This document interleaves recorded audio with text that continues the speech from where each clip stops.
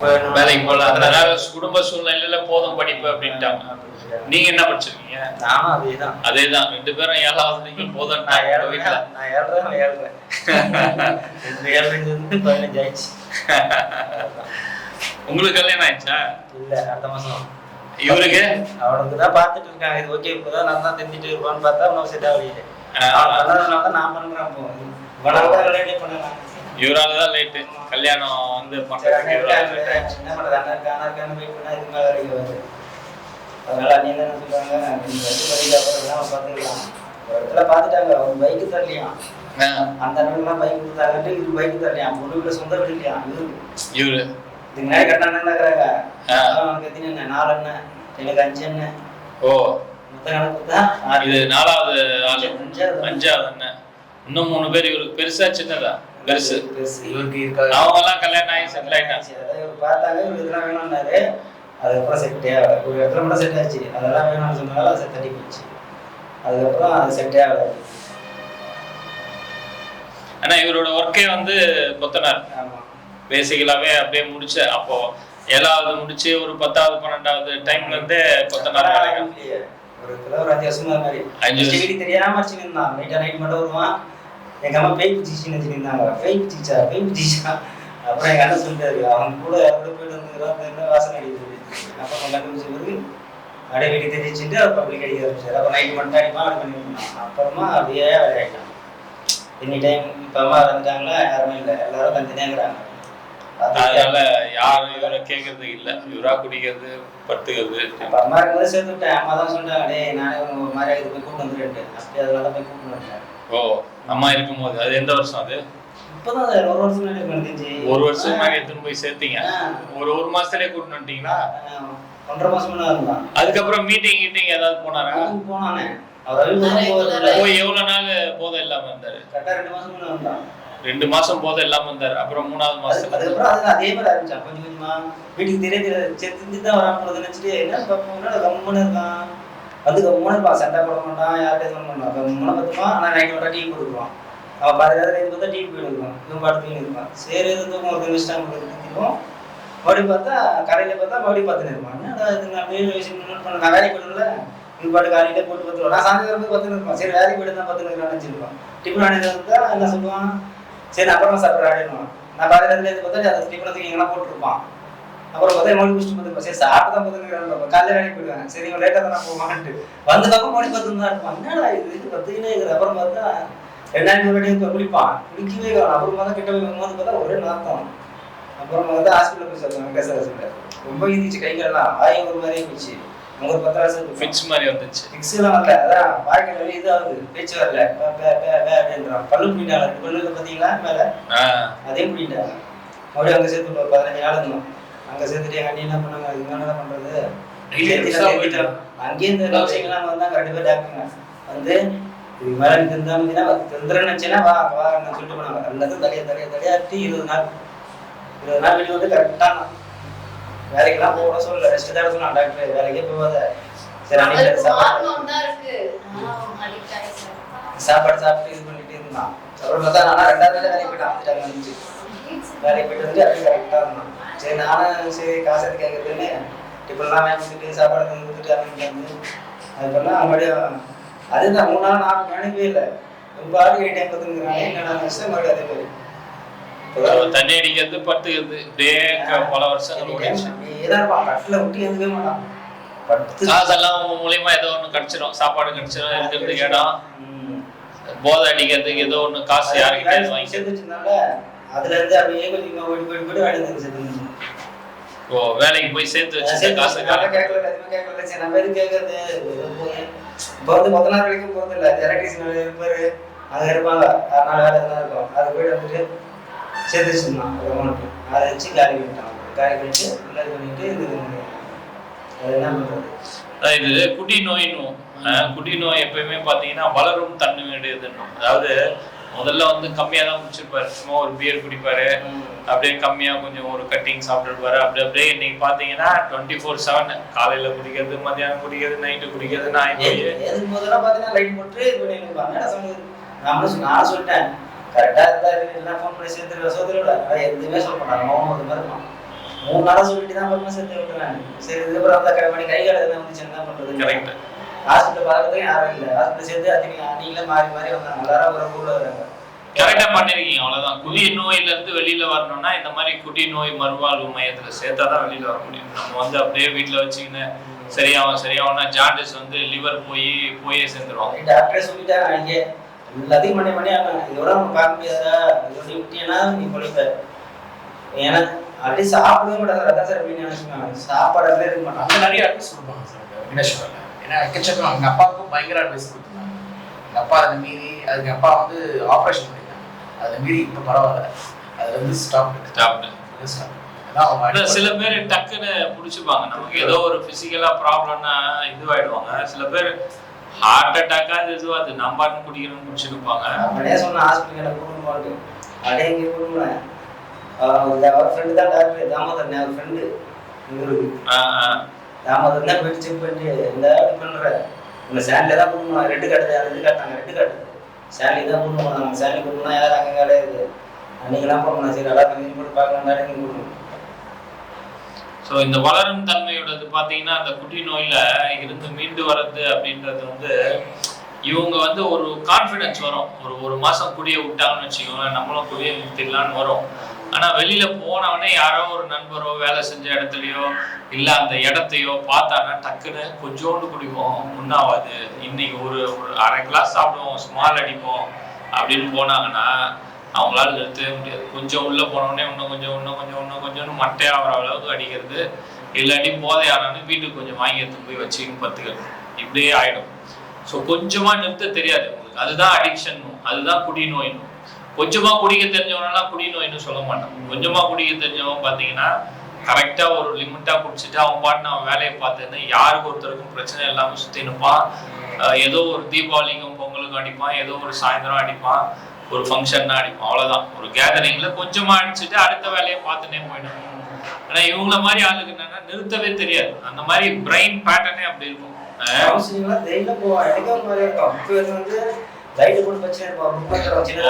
அதெல்லாம்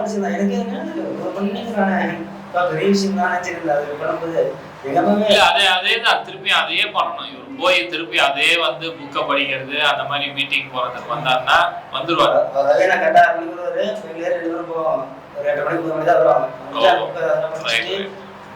அதை ஃபாலோ பண்றாங்கன்னு நம்ம பாத்துக்கணும். நம்ம வந்து வீட்டுல ஒரு சப்போர்ட்டிங் பர்சன், ஃப்ரெண்டோ இல்ல அண்ணனோ தம்பியோ என்ன பண்ண முடியும்னா ஒரு இது மாதிரி மறுவாழ்வு மையத்துல சேர்க்கலாம், ஒரு மீட்டிங் எடுத்துன்னு போய் விடலாம். இவ்வளவுதான் பண்ண முடியும். வேற எல்லாம் அவங்க கூடயே 24 மணி நேரம் சுத்தம் முடியும். இதுதான் பெஸ்டும் கூட.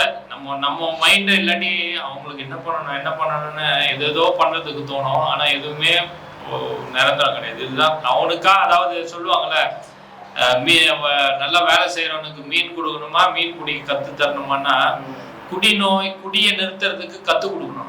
குடியை எப்படி நிறுத்தணும்னு கத்து கொடுத்துட்டீங்கன்னு வச்சுக்கோங்க, அவரா வந்து குடியை நிறுத்திப்பாரு. நம்ம இப்படி பண்ணு அப்படி பண்ணு. சில பேர் ரூம்ல வச்சு பூட்டி வச்சிருவாங்க 3 நாளைக்கு. அது இதுன்னு ஏதோ பண்ணி பார்ப்பாங்க. அதெல்லாம் வேலைக்கு ஆகாது. இவருக்கு இந்த மாதிரி ஒரு ட்ரைனிங் செஷன் வச்சு கொடுத்து லாஸ்ட் டைமும் வெளியில வந்தாருன்றீங்க. இந்த தடவையே நம்ம அதுக்கு தகுந்த மாதிரி நாங்க யூஸ்வலா ஒரு 3 months கோர்ஸ். இது ஃபர்ஸ்ட் ஒரு மந்த்ஸ் டீடாக்சிஃபிகேஷன், அவர் மூளையில இருக்கிறது எல்லாத்தையும் கரைச்சி எடுக்கிறதுக்கு சைக்காட்ரிஸ்ட் மாத்திரை போட்டு கொஞ்சம் தூங்க வச்சு அந்த மாதிரியான கிட்ஸ் எதுவும் வராம நல்லா தூங்கி வச்சாருன்னா அவருக்கு அந்த ப்ரீ ஆக்குபைடு மைண்டுன்னுவாங்க. அதாவது எப்போ பார்த்தாலும் அதே சிந்தனை இருக்கும்.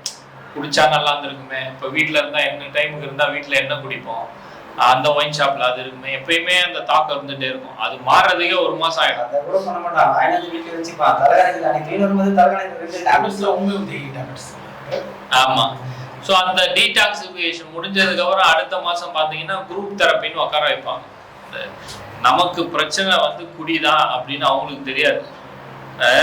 அவங்க என்ன நினைப்பாங்க, அவன் இப்போ எந்த வீட்டுக்காரன் பிரச்சனை, பக்கத்து வீட்டுக்காரன் பிரச்சனை, எங்க அண்ணன் பிரச்சனை, அம்மா பிரச்சனை, ஏதோ சொல்லுவாங்க குடிக்கு.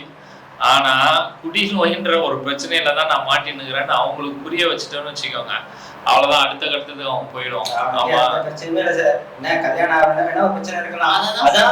அதுவும் சொன்னாலும் எத்தனை வாட்டி பாக்குறது ஒண்ணு மறுபடியும் எத்தனை கொடுக்குறாங்க. இல்ல, அதுக்கு காரணமே குடிநோயா தான் இருக்கும். கல்யாணம் அமையாம இருக்கிறதுக்கும் காரணம் இதுவா தான் இருக்கும். போகும்போது குடிச்சிட்டு போறேன்.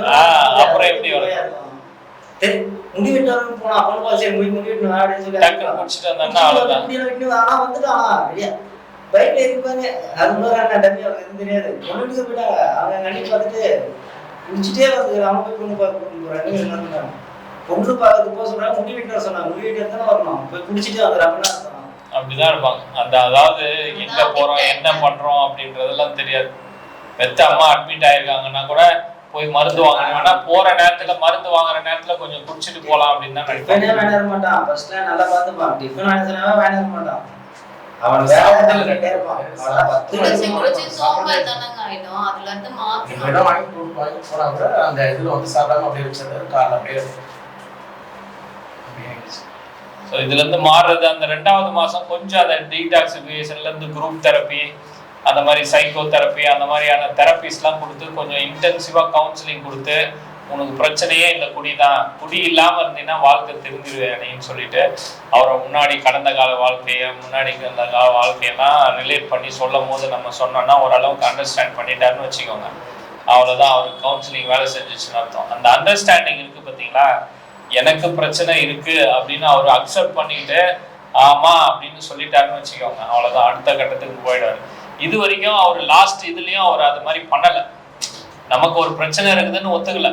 ஆனா ஓரளவுக்கு சில பேர் இந்த அம்பின்னு ஒரு படத்துலலாம் வரும் பாத்தீங்கன்னா, ஒரு நேரம் ஒரு மாதிரி பேசுவாங்க, இன்னொரு நேரம் ஒரு பேசுவாங்க. அந்த மாதிரி பர்சனாலிட்டியும் மாறி மாறி தான் இருக்கும் இவங்களுக்கு. என்னன்னா இந்த நேரம் குடிக்க கூடாதுன்னு இருக்கும், ஒரு நேரம் பார்த்தா குடிச்சா என்ன தப்பு, குடிச்சா நல்லது தானே, இவன் குடிக்கலாம் அவன் குடிக்கலையா, அவன் குடிக்கிறியா, இந்த ஆக்டர் குடிக்கிறான் அவன் குடிக்கிறான் அவன் நல்லா இல்லையா அப்படின்னு இப்படியும் பேசுவாங்க அப்படியும் பேசுவாங்க. அந்த மனசு ஒரு நிலை ஆக்குறதுக்கு கொஞ்சம் நாள் ஆகும், ஒரு 2 வருஷமாவது ஆகும்.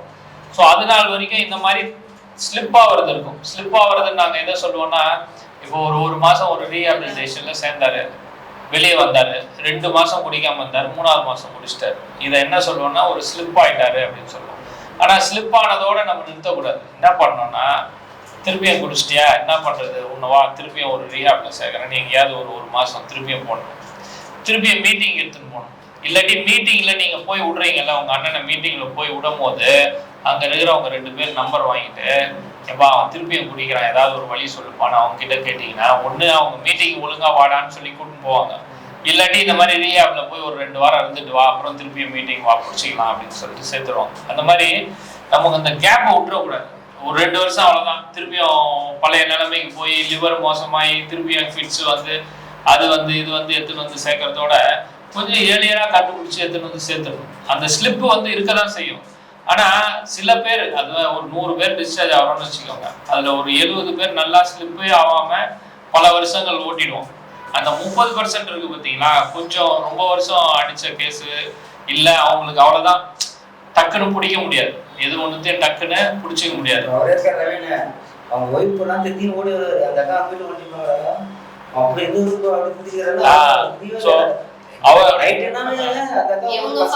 அவரை கேட்டீங்கன்னா அவர் ஒரு 18 வருஷம் 20 வருஷம் இந்த மாதிரி சுற்றிதான் விழுந்து விழுந்து விழுந்து திருப்பியும் குடிக்கிறது, திருப்பியும் மீட்டிங் போறது, திருப்பியும் ரீஹாப் போறது, அந்த மாதிரி ஒரு மாறிதான் வந்திருப்பாரு. ஸோ நம்ம அதுக்கு டைம் கொஞ்சம் கொடுக்கணும். உடனே வந்து நீ வந்து திருந்தவே மாட்டேடா போடா உன்னை திருப்பி எடுத்துன்னு போய் சேர்க்க மாட்டேன்னான்னு விட்டுற முடியாது. நம்மளால பெஸ்ட் என்ன சப்போர்ட் பண்ண முடியும்னு பார்த்து, இங்கே இல்லையோ ஒரு IMHல கூட ஃப்ரீ வார்டெலாம் இருக்குது, எடுத்துன்னு போய் எங்கேயோ ஒரு இடத்துல சேர்த்து விடணும். அங்கேருந்து வெளியே வந்தாருன்னா மீட்டிங் போன்னு சொல்லி மீட்டிங்கில் எடுத்துன்னு போய் ட்ராப் பண்ணுறது, மீட்டிங் போகிறதுக்கு ஒரு 10 ரூபா கொடுத்து மீட்டிங் போன்னு சொல்கிறது, அந்த மாதிரி கொஞ்சம் ட்ரைன் பண்ணிக்கிட்டே இருந்தீங்கன்னு வச்சுக்கோங்க. அதுதான் அவர் கொஞ்சம் அவருக்கு ஃப்ரெண்ட்ஷிப் வந்துடும். அவருக்கு என்ன ஃப்ரெண்ட்ஷிப் வரும்னா, குடி இல்லாம குடியை நிறுத்துறதுக்கான சுத்திட்டு இருக்காங்க பாத்தீங்களா. இப்போ ஒரு மெக்கானிக் ஆகணும்னா என்ன பண்ணணும், போய் ஒரு மெக்கானிக் கிட்ட சேர்ந்துக்கணும். ஒரு டாக்டர் ஆகணும்னா போய் டாக்டர் கிட்ட சேர்ந்துக்கணும்.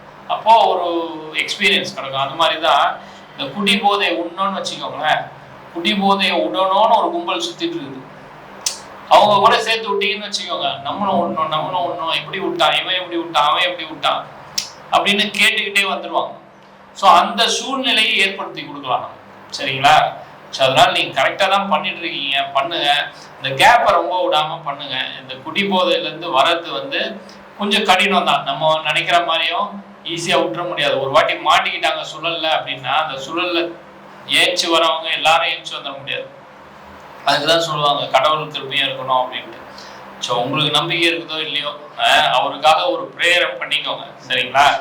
அதுல இருந்து வெளியில ஒரு வாரம் நம்பிக்கையும் வைக்கணும். நம்ம நம்பிக்கை வச்சு நம்ம நம்பிக்கை வைக்கணும்ல அவர் மேல. நம்பிக்கை வச்சு அவருக்கு ஒரு சப்போர்ட் பண்ணணும். என்ன சப்போர்ட் பண்ணணும்னா, இந்த மாதிரி இடத்துல சேர்க்கறது, வெளியில வந்தாருன்னா மீட்டிங் போறாரு, எப்படா இருக்கிற என்னடா பார்த்துக்கூடா அப்படின்னு சொல்லிட்டு போயிட்டு இருக்கலாம். அவ்வளவுதான், நம்ம அதுதான் பண்ண முடியும். இவருக்காக 24 மணி நேரம் பின்னாடியே ஓடிக்கின்னு அவங்க இது பண்றான் இவன் இது பண்றான்னு வேலைக்கு ஆகாது, சரிங்களா? உங்களுக்கு இதுல வேற ஏதாவது டவுட் இருக்குதா? வேற உங்களுக்கு பிபி மாத்திரை போட்டுக்கிறாரு போல இருக்குது, கரெக்டா போடுறாரா? எடுத்துக்கிட்டீங்களா? இப்போதைக்கு மட்டும் தான் சார் உடம்பு சரியில்லையா, பிபி கிடையாது, எதுவுமே கிடையாது. இல்லையா, பிபி அதிகமா இருக்குது, நீங்க கொஞ்சம் பிபி மாத்திரை போட்டுக்கிறோமே. போட்டுக்கிறீங்களா? இப்ப அதான் சொன்னல, அந்த உடம்பு சரியில்லாம அதனாலதான் சாப்பிடுறது இல்லை சார், சுத்தமாவே அதான் சொன்னேன். சாப்பாடு பிபி செக் பண்ணதுல பிபி இருக்குது, கொஞ்சம் பிளட் டெஸ்ட் பண்ண சொல்லியிருக்கிறோம். ஒரு 160/100 இருக்கு. பிபி மாத்திரை போட்டிருக்காங்க, கொஞ்சம் பிளட் டெஸ்ட் பண்ண சொல்லியிருக்கோம். பண்ணலன்னா பண்ணிடு, அதெல்லாம் பண்ணிட்டாங்களா? இதுல ரிப்போர்ட் இல்ல, பண்ணலன்னா பண்ண சொல்லி எழுதியிருக்காங்க, சைக்காட்ரிஸ்ட் எழுதியிருக்காங்க, நானும் எழுதியிருக்கேன். அவர் பண்ண சொல்லி பாத்துக்கலாம். இருந்தாலும் அந்த மாத்திரை அந்த டெஸ்ட் ரிசல்ட் எல்லாம் எடுத்துட்டு வந்து கொடுங்க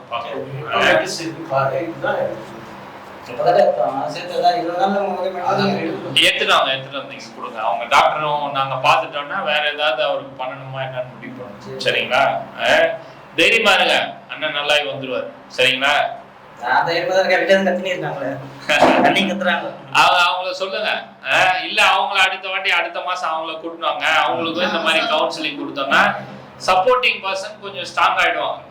இவனை இப்படிதான் திருத்தணும், இப்படிதான் பண்ணணும் அப்படின்ற ஒரு சேர்த்து விட்டேன். என்ன சில வீட்லயே வந்து கை கால எதுனா வந்து என்ன பண்றது, அப்படியே நடந்து போவாங்க. ஆமா நடந்து போவான், காசு எடுத்து வச்சுக்கிட்டே மெதுவா போவான். ரோடுலாம் இப்படிதான் கிராஸ் பண்ணா நான் நினைப்பேன். பார்த்தா மெதுவா நடந்துவான். வீட்டுல ஒரு சின்ன குடத்தை கூட தனியாக எடுத்து வைக்க மாட்டாங்க. வந்து அது ஆயிடுச்சுட்டு அவர்தான் படுத்துரும். அவர்தான் ஃபேன் போவோம், டிவி போவோம், லைட் எரியும். டைம் பார்த்தீங்கன்னா அவங்க எப்படிதான் கேமரால பார்க்கணும். 10 நமக்கு எப்படி இருக்கும், கொஞ்ச நேரம் பார்த்தா நைட்டு படுத்துறோம், காலையில இது பண்ணோம்ல, எதுவுமே பண்ண மாட்டோம். 10 இருப்பான். நான் காலையில வேலைக்கு வரும்போது வேலை பார்த்துட்டு இருப்பான், பாதுகாத்துல இருந்து பார்த்தாலும் பார்த்துட்டு இருப்பான். இங்க ரொட்டீன் ஆகிடும். காலையில ஒரு 5:30 மணிக்கு எழுப்பிட்டு நைட்டு படுக்கிற வரைக்கும் ஏதாவது ஒரு ரொட்டீன் கொடுத்துனே இருப்பாங்க. அதனால படுத்துனே இருக்க முடியாது. ரொம்ப உடம்புக்கு முடியலன்னா தனி ரூம்ல படுக்க வச்சிருவாங்க. அது வீட்டுக்கும் போய் அதை ஃபாலோ பண்றதுக்கு நம்ம வந்து இந்த மாதிரி மீட்டிங்க்கு போனா அங்க கேட்க ஆரம்பிச்சிருவாங்க, இன்னைக்கு என்ன பண்ண, சும்மா இருந்தியா, வேலைக்கு போயிட்டு வரலாம். வீட்டுல இருக்க மாட்டான், எதாவது வருவான், ஏன்னா வேலைக்கு போயிடுவான். முதல் குடினும், அதாவது குடியை விட்டுட்டு திருப்பியும் குடிக்கிறது முதல் குடினும். அந்த முதல் குடியில இருந்து தள்ளி வைக்கிறது தான் இந்த ப்ரோக்ராமே.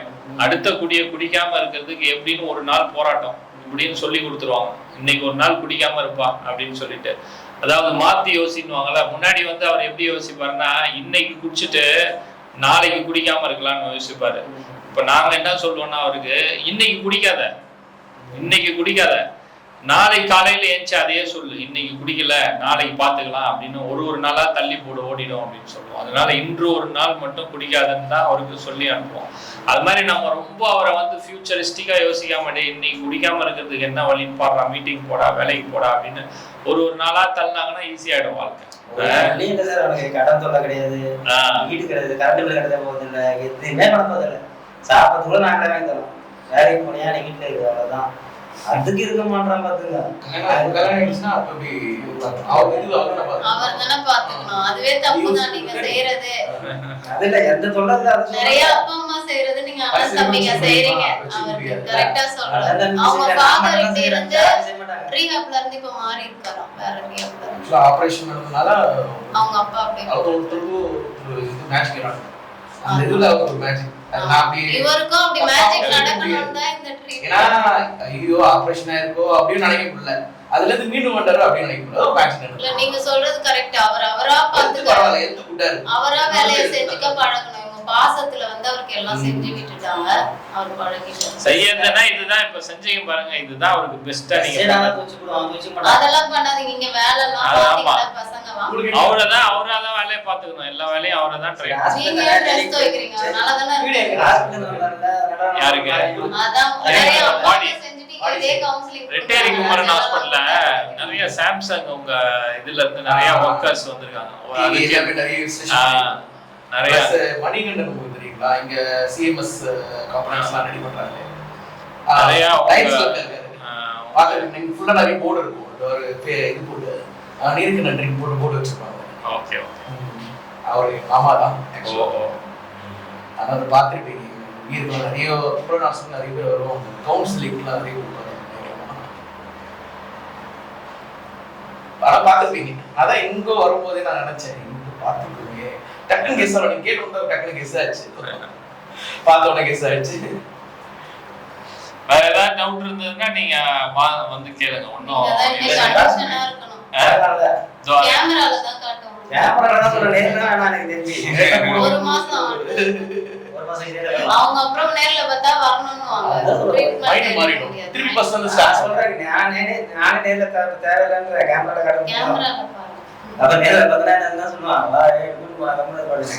வரப்பதே போன மாதிரி இருந்தாங்க. ரமேஷ் அதான் இப்ப பேச மட்டும் விடுங்கன்னு 2 நாள் கெஞ்சி பார்த்தாரு. ஒரே ஒரு போன், ஒரே ஒரு என் தம்பி வந்தா போதும்ட்டு. வேற எதுவும் வேணாம்னாரு. அடுத்த மாசம் தான், வேற ஒண்ணும் பண்ண முடியாது. அப்படியே சொன்னாங்க. 2 நாள் கேட்டு பார்த்தாரு. அப்புறம் விட்டுருவாங்க, பழகிடுவாங்க. பழக்கம் தானேங்க. போதையிலயும் பழகிட்டு தானே இப்படி இருக்காங்க. நீங்க அவர் வேலையை அவரே செய்ய விடுங்க. கொஞ்சம் 15 நாள் ஆகும். இதுல இருந்து வீடியோ மைண்ட் ஆட்ல அந்த டாப்ல இருந்து வீடியோ வந்து 15 நாள் ஆகும். நிறைய நம்ம மைண்ட் ஆயிடுச்சு. அம்மா சொல்லியா ஆயிடுச்சு. வந்து ரிட்டர்ன் போகல. சில பேர் கோவமாலாம் கேட்பாங்க, எப்ப வராங்கன்னா. அப்படிலாம் இல்ல, அமைதியா இருக்காரு. எப்ப வருவாங்க 2 நாள் கேட்டு போவாரு. சில பேர் அடமெண்டாலாம் இருப்பாங்க. அவங்களெல்லாம் தான் அதெல்லாம் கேட்க மாட்டாங்க. வீட்லயே எதுவுமே பண்ண மாட்டாங்க. ஒண்ணுதான் இருக்கும். அப்ப அவர் வரைக்கும் அப்படியே விட்டுருங்க. அவரா எப்ப போவீங்க என்னன்னு கேட்கும் போது இங்க மீட்டிங் கூட்டு போயிருவோம். சார் மீட்டிங் கூட்டுவாங்க, டாக்டர் பார்ப்பாங்க. ஒரே ஃப்ரெண்டு தான். ஆனா வீட்டுல நடக்குது எனக்கு தெரியும். என்ன பண்றது?